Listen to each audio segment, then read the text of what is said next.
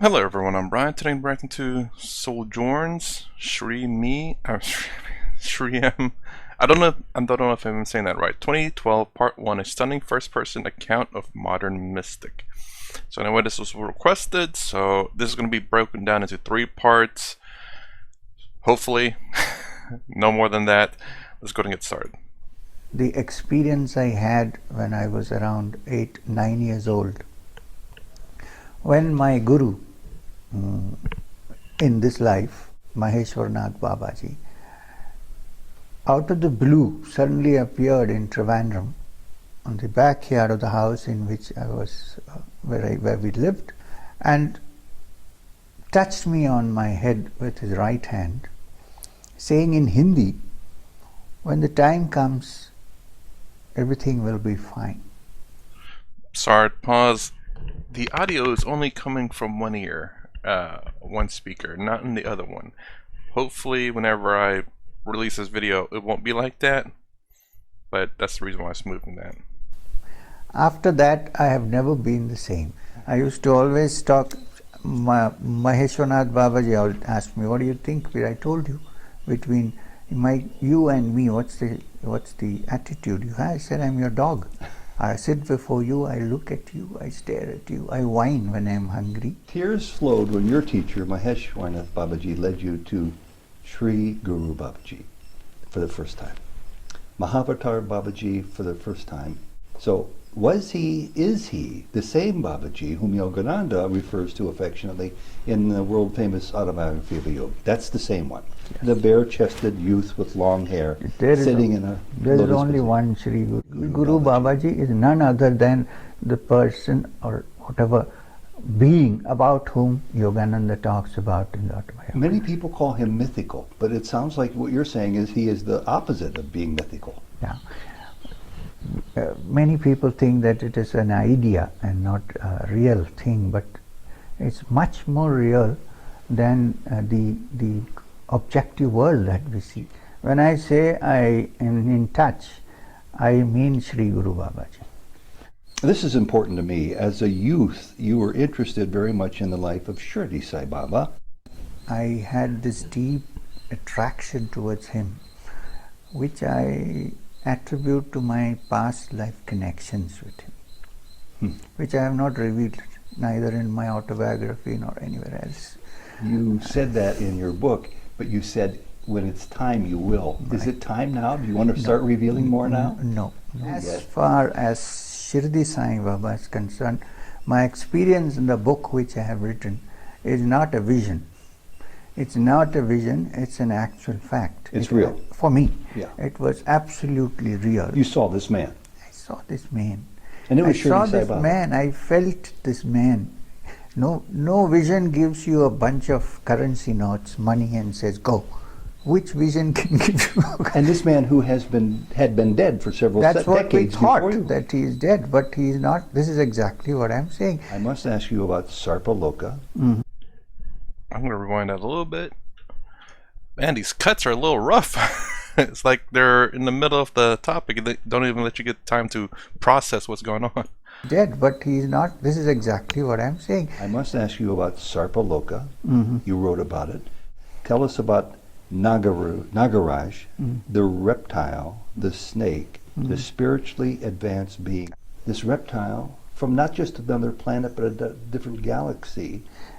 I also know that this is one of the most difficult things to believe in the book. Fine, I am going to say what I felt. They can take it or leave it.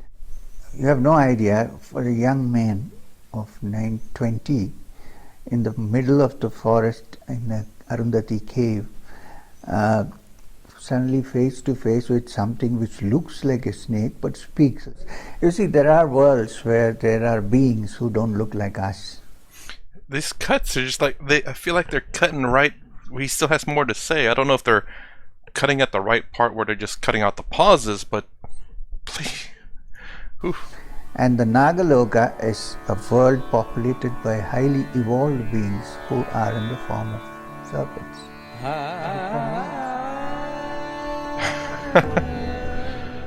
It is one of the most curious stories Sojourns has ever recorded.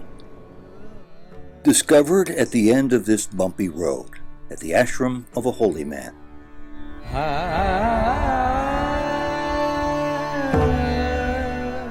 The amazing first-person account of Sri M, guru to many and author of what's said to be among India's fastest-selling book on spirituality. Sri M lives in his ashram in Madnapali, India, in the state of Andhra Pradesh, and his book, Apprentice to a Himalayan Master, a Yogi's Autobiography, is available on Amazon. Born into a Muslim family as Mumtaz Ali Khan, Sri M is considered to be one of India's leading contemporary mystics. As a young man, he lived for several years in the Himalayan mountains with his teacher, Maheshwamat Babaji. Sri M tells of meeting in person Shirdi Sai Baba, Sri Mahavatar Babaji, serpent spiritual beings from another galaxy, J. Krishnamurti, and many others. Welcome to Soul Journeys, Part 1 of Sri M. This interview was recorded in Sri M's home in Madnapali, India, in December of 2012. Sri M, Mr. N, Madhu, thank you for this opportunity to be with us on Soul Journeys as people learn more about how to advance their own spiritual self. You were born to a Muslim family. What led you to move beyond it to explore the secrets of the Himalayan rishis, swamis, and gurus? Yes, you're right. I was born in a Muslim family, but one comes with a lot of background into this world, except that some people don't remember, some do. I happen to be one of those exceptions who remembers. And therefore, even though I was born in a religion which is different, you see, the problem is all religions have been founded on some kind of mystical experience. Mm-hmm. As days go by, as years go by, the inner mystic experience is kind of covered up by the outward practices. So even though Islamic religion appears on most part to be a practical thing for 5 times prayer and all that kind of thing, and that this path is the only true path, and there is only one holy book and there is one prophet and so on, deep down there is a mystic streak in Islam which is called the Sufi. So when I was a young child, my first experience of the Sufi understanding of Islam was my grandmother telling me stories about the Sufis. I see. Right. Now, it's quite natural that once you get into the mystic stream and you have a background of the past, you don't then confine yourself to Sufi or Islam. You go forward. You kind of get over it and go beyond. Years ago, when I started more seriously on this path as a novice, I quickly came to understand that those who were the mystics at the top of Islam, Christianity, Judaism, Hinduism, they had more in common with one another, it seemed, than Right. with people of their own. Absolutely. Yeah. It's true. So as I went along, I found that here was a teaching which appealed to me very naturally as something which was not dogmatic in any sense. It was an exploration. You see, all the Upanishads, for instance, are dialogues between the rishis and the students.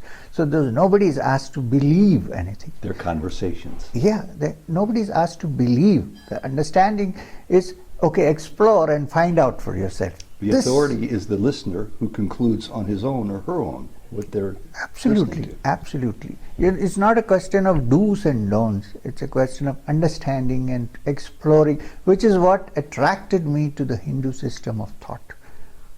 You said that you thought all young boys had a deep interest in God. Let me run it real quick.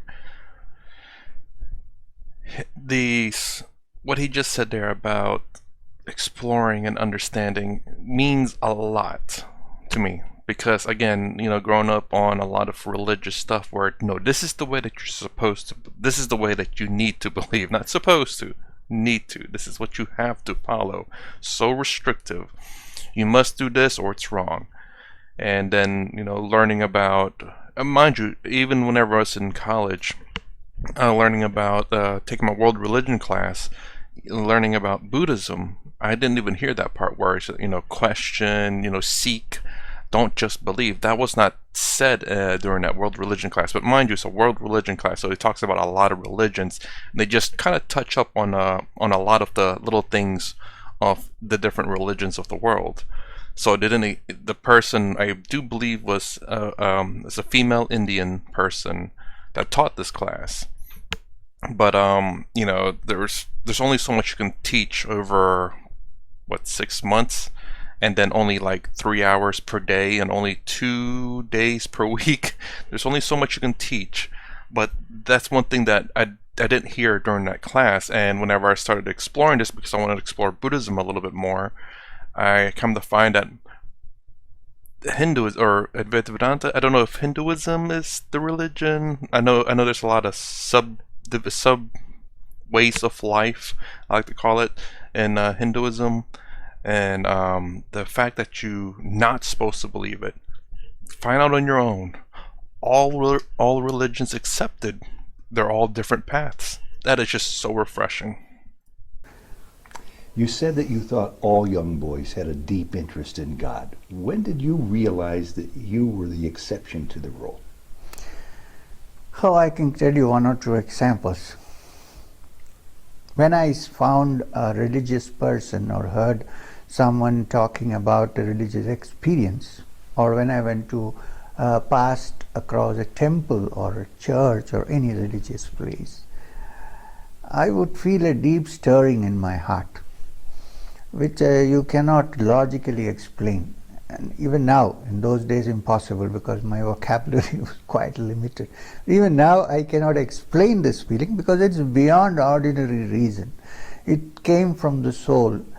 I didn't know that it is because of my past birth and experiences at that point, but now I know why. Okay, real quick to answer, to kind of answer, I suppose, what he said, or make a statement to what he said about how he had this feeling whenever he was younger. I do remember when I was younger going to churches and stuff, I didn't have that same feeling at all. So just to put in my 2 cents there, I remember going to my grandfather being a priest at one church, going there. It was a Catholic church, going to other Catholic church, never really felt anything. Why?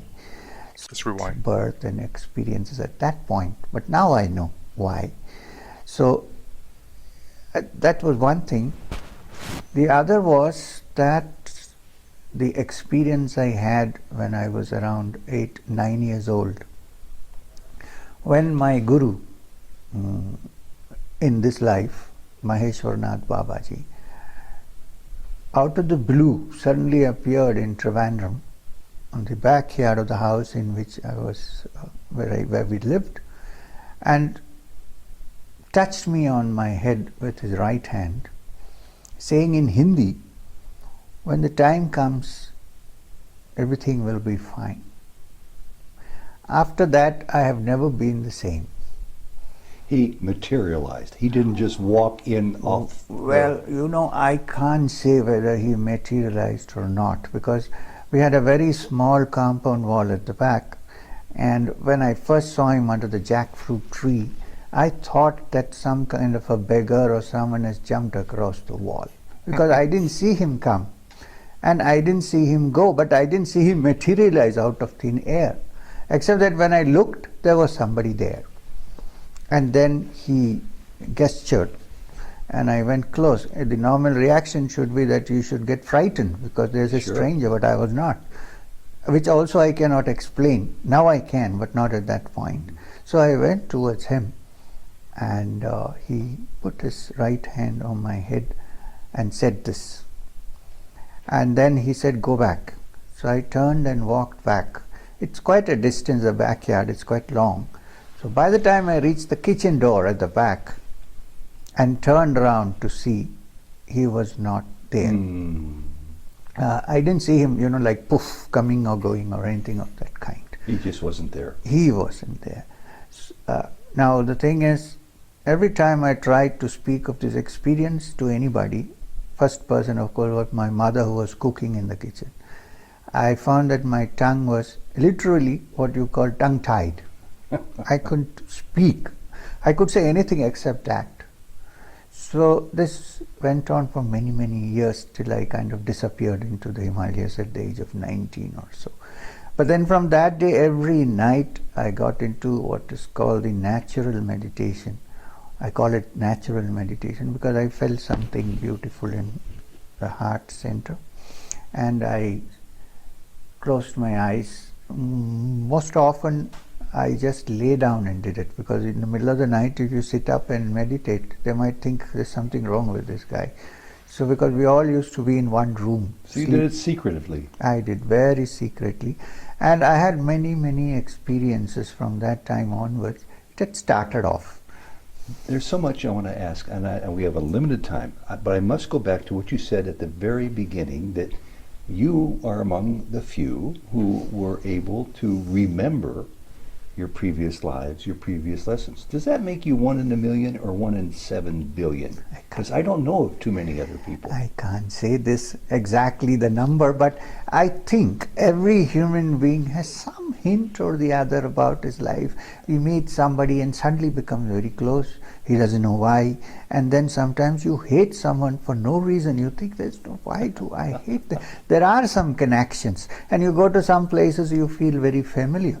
But in my case, I began to understand these things much more clearly. You had a download, almost like a computer download. That's right. Of an encyclopedic understanding of your previous lives. Yes. And in fact, I'm planning in the future, but I'm not doing it because I think already many people think I'm a nut. And I don't want somebody to think that it's all part of my imagination, because it's very much in my mind to write a book called The Past 4 Lives of M. The Past 4 Lives, it'll be it's already destined to be a bestseller. I am powerfully attracted to your story for many reasons. So it said 4 lives. Like,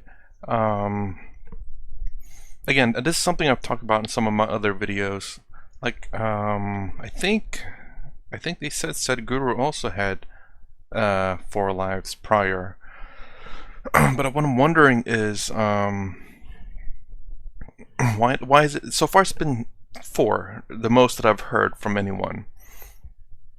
Is there more than just 4 lives? Like, or is it just the fact that they can only recollect their past 4 lives, and perhaps not the others? And I guess these are questions that I would have. Is like, why just 4? Can there be just someone who's 1, or 2, or 4, or all? Is it if you remember one of your past lives, you remember all of them?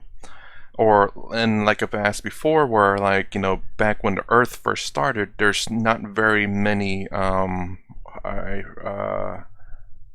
it Jivatman? Yes, Jivatman. Basically the false identity of a body. So basically his past lives are, in a sense, false too, I believe. I haven't said any, and no one so far said this, but I'm making these assumptions because these identities are being reborn until they achieve awareness where they no longer become reborn and become one with Brahman, even though they've always been one with Brahman. It's just that they escape the samsara, or the continual rebirth of this life, the suffering. So, and when you become realized is when you stop being reborn, if I remember correctly. Correct me if I'm wrong. So,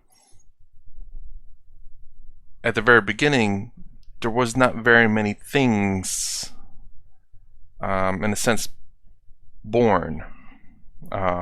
So as life in the planet grew, more and more things have been born, and I guess at this point, is he not one of the new souls or the new bodies? Again, I talked about this in a little bit in some other videos, but where, you know, because there's so many lives in the planet, this planet, that not everyone has past lives, because there's more people here today than there was in the past, but I guess you have to account for how many people have died in the past versus how many people are still alive. But the thing is, though, is that if there's 7 million people in the past and there's roughly 8 billion now, those 7 billion people have been continuously been reborn into this life.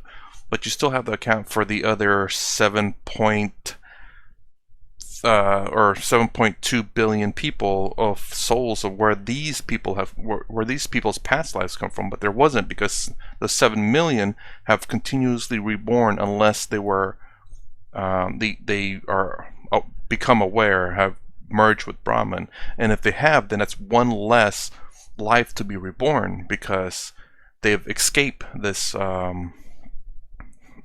this suffering world, you could say, this samsara, the Maya, if I've said that correctly. Anyways, but yeah, so is he one that he was a new soul 4 lives ago, and then on his second life he could only remember 1 life back, because prior to that 1 life back he wasn't there. This him has only had 4 previous lives. I should make a video about this and asking questions, but I'll do it here now.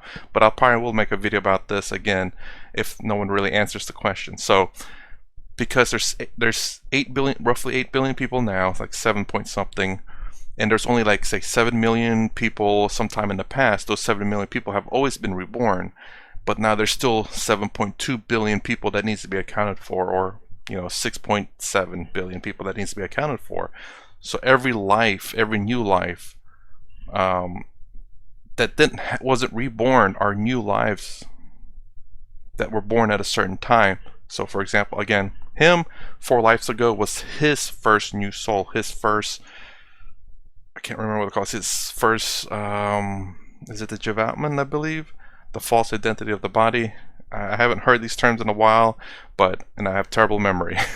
But basically his soul, brand new, completely fresh, and then he doesn't have a past, so he has no remembrance of his past, and now he has remembrance of his past 4 life. So, but so far it's been always 4. I think Sadhguru had 4, he has 4, and no one else has claimed they've relived their past lives.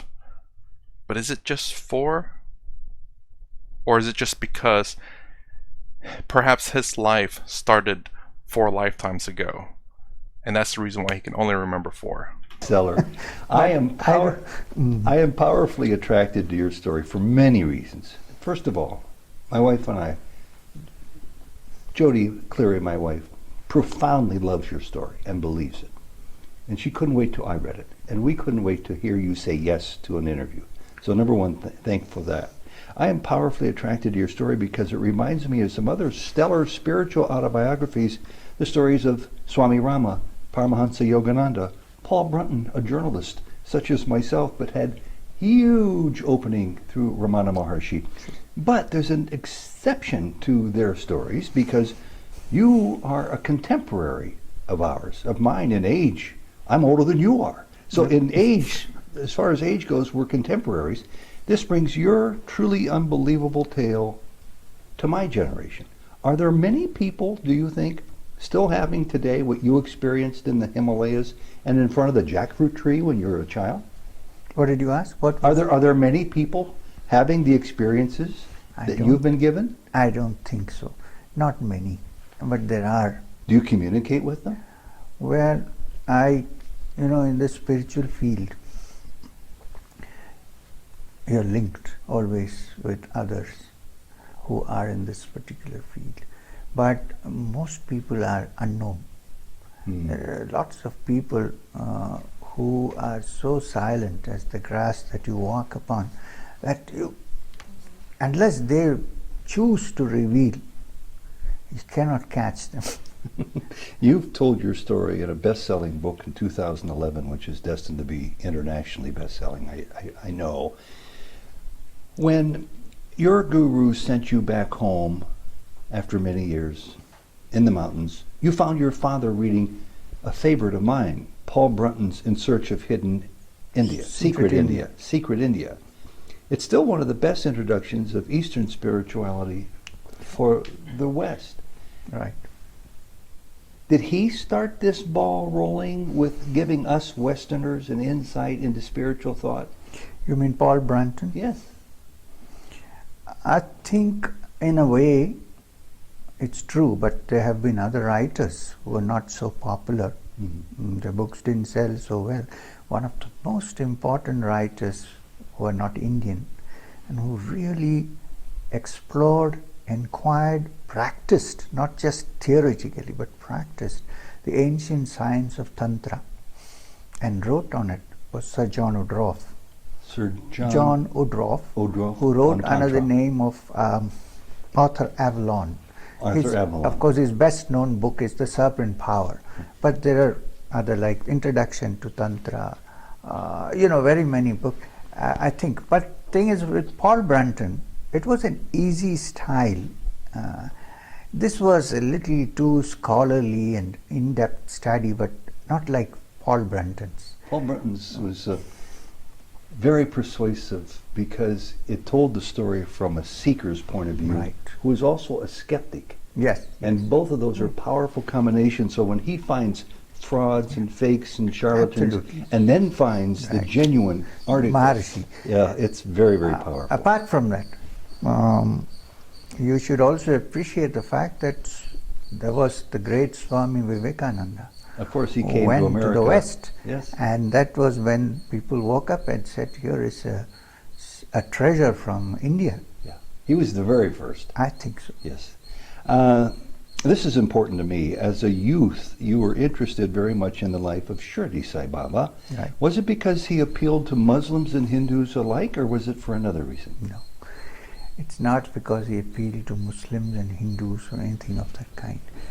I had this deep attraction towards him, which I attribute to my past life connections with him, which I have not revealed neither in my autobiography nor anywhere else.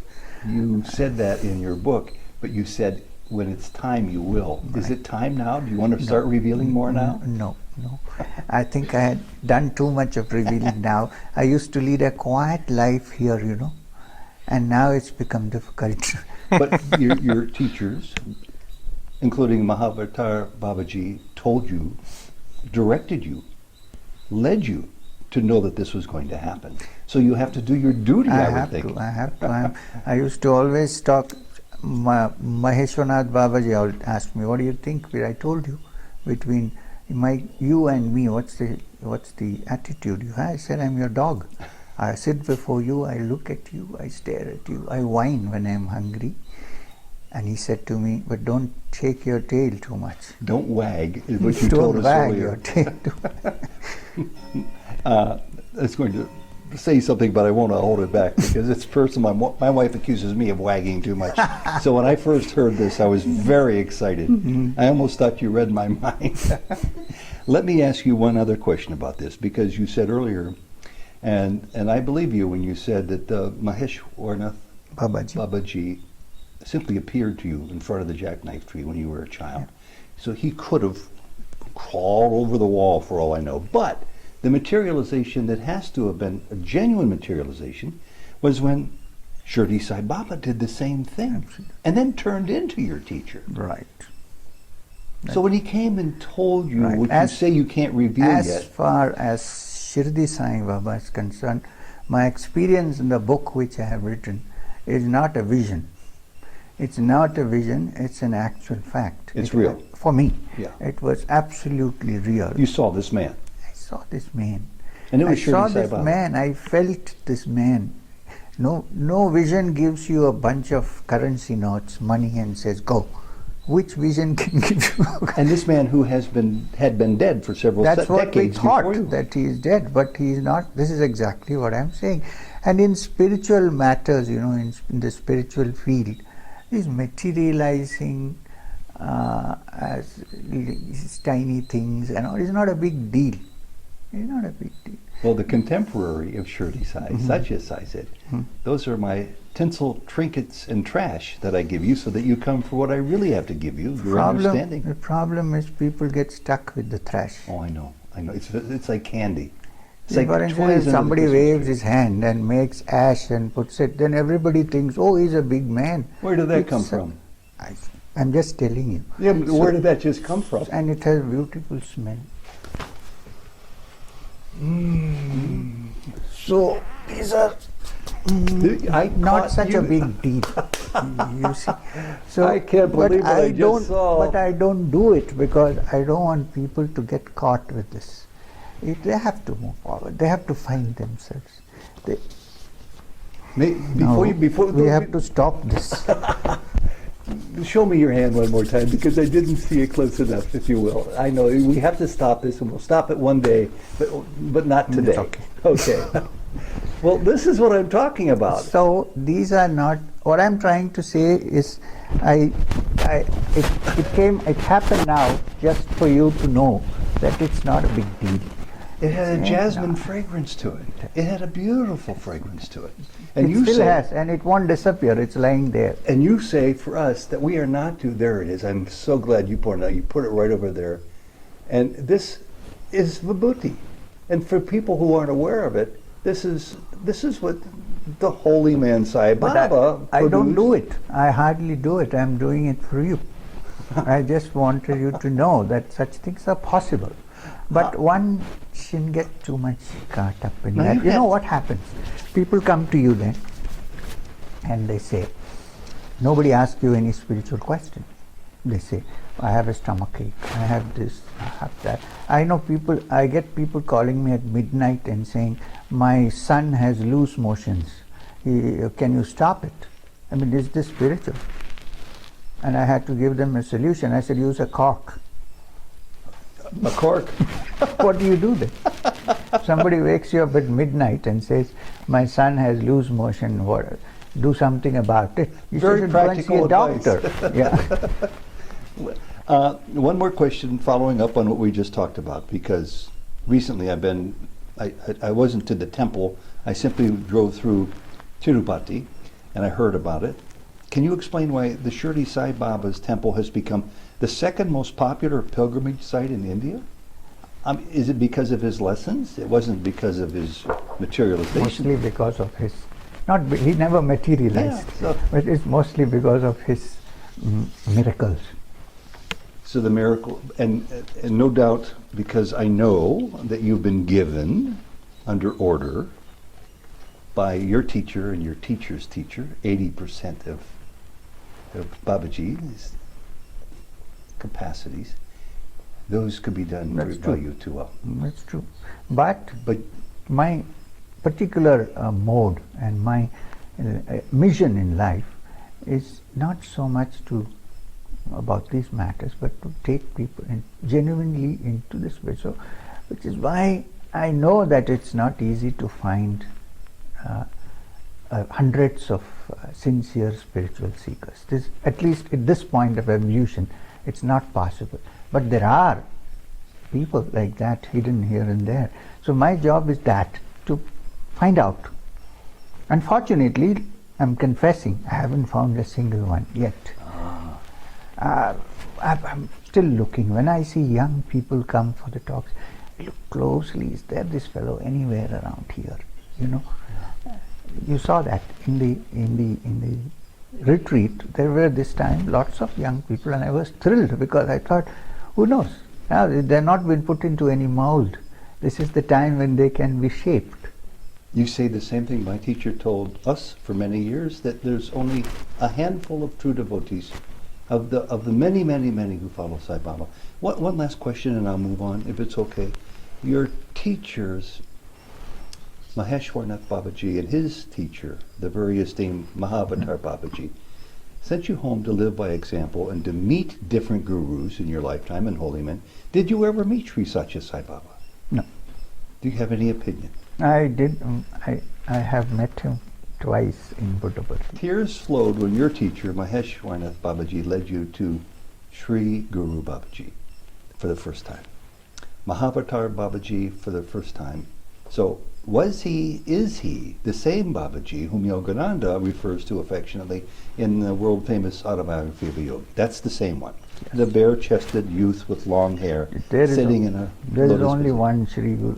See, the thing is, When Yogananda Paramahamsa said Mahavatar Babaji, what he meant was that here is someone or something, I say something deliberately, that has been there, many avatars have come and gone, but he remains. You see, avatars have come, but he I think remains. Yogananda said at least 500 years, if not more. More. So he remains, and therefore he called him Mahavatar, which means great avatar. Now in our parampara, which means our tradition, we have never used this word Mahavatar. Only Yogananda pretty much. He made it up. After and his time it came on, yes.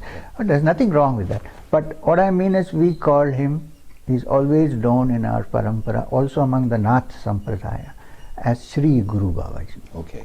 So Sri Sri Guru, Guru Babaji. Babaji is none other than the person or whatever being about whom Yogananda talks about in the autobiography. Many people call him mythical, but it sounds like what you're saying is he is the opposite of being mythical. Yeah. Many people think that it is an idea and not a real thing, but it's much more real than the objective world that we see. Can you still reach your own Guru Babaji by calling for him as he asked you to do? And can you also reach Sri Babaji? When I say I am in touch, I mean Sri Guru Babaji. Because Maheshwarnath Babaji, he did his work And then he died. he left his physical body, and he is functioning perhaps in some other world or field where he has work to perform, and I am not supposed to interfere with him. But sometimes, rarely, I see him in beautiful dreams, and sometimes in meditation, which I consider as a visitation, a kind visitation. But I am not supposed to deliberately get hold of him. Okay. But Sri Guru Babaji, being, we believe, we know, Adinath himself, or what we call Paramashiva himself, is there everywhere. So it's not a big deal for him to come when you want. That's amazing. It's, May I ask you a silly question?